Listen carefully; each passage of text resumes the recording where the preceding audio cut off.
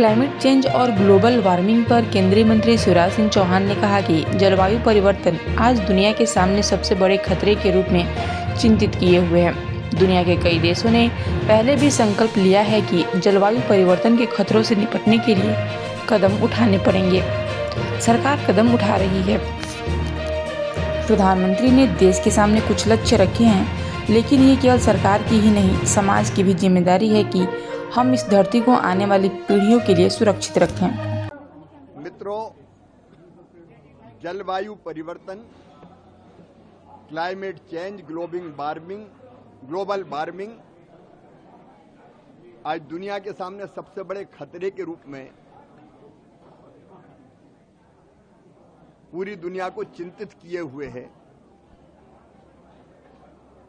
दुनिया के कई देशों ने पहले भी संकल्प लिया है कि जलवायु परिवर्तन के खतरों से निपटने के लिए कदम उठाने पड़ेंगे। कुछ कदम सरकार उठाएगी, उठा रही है। प्रधानमंत्री जी ने भी देश के सामने कई लक्ष्य निर्धारित किए हैं, लेकिन ये केवल सरकार की नहीं, समाज की भी जवाबदारी है और नागरिक के नाते हमारी जवाबदारी भी है कि हम इस धरती को आने वाली पीढ़ियों के लिए भी सुरक्षित रखें। यह धरती केवल मनुष्य के लिए नहीं है, पेड़ पौधे, जीव जंतु, उनका भी इस पर हक है। लेकिन हम सब जानते हैं कि पेड़ रहेंगे तो पर्यावरण बचेगा। पर्यावरण को बचाने का सबसे प्रभावी तरीका है कि हम फॉरेस्ट कवर बढ़ाएं, हरियाली बढ़ाएं, पेड़ लगाएं। और इसलिए मैंने 5 साल पहले ये संकल्प लिया था कि मैं रोज पेड़ लगाऊंगा। संकल्प एक पेड़ का था, लेकिन अब कई पेड़ रोज लग जाते हैं, क्योंकि मैं सवेरे निकलने के बाद सबसे पहले पेड़ लगाता हूं, फिर बाकी काम करता हूं। दिल्ली में हूं, भोपाल में हूं, देश में हूं या दुनिया में भी कहीं जाऊं, ईश्वर की कृपा से 5 साल से, अब 6वां आज से शुरू हो गया, ये संकल्प अनवरत लगातार चल रहा है कि रोज पेड़ लगाएं। लेकिन मन में आज एक संकल्प और आया कि इस पेड़ लगाने के कार्यक्रम में कई साथी अभी भी जुटते हैं, लेकिन एक पर्यावरण बचाने के लिए व्यापक मंच तैयार किया जाए,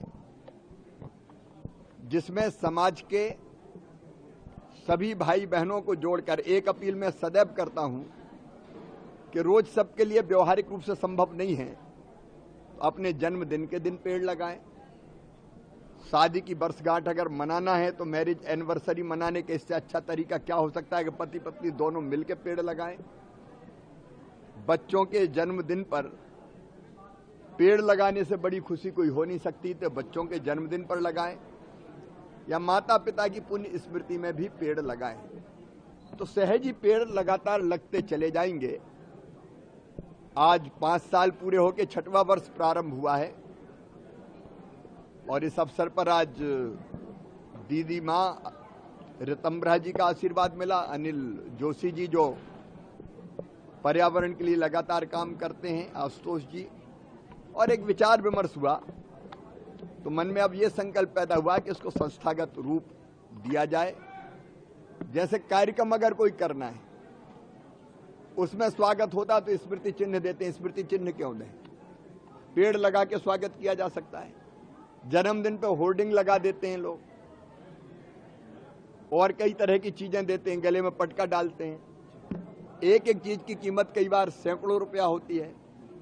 ये पैसा पेड़ लगाने में खर्च किया जा सकता है। तो हम ऐसे कार्यक्रमों में भी सम्मान भी करें तो पेड़ लगाकर करें। शासकीय कार्यक्रम के प्रारंभ में पेड़ ही लगाया जाए। जैसे हम दीप जला के करते हैं, दीप भी जले लेकिन पेड़ भी लगे। तो ऐसे कार्यक्रमों में भी पेड़ लगाने की शुरुआत करके हम इस आंदोलन को व्यापक रूप दे सकते हैं। एक मंच बनाने का विचार मेरे मन में आया है कि पर्यावरण बचाने के लिए समाज अपनी जिम्मेदारी निभाए और समाज में सबको जोड़ के इस आंदोलन को और तेजी से आगे बढ़ाएं।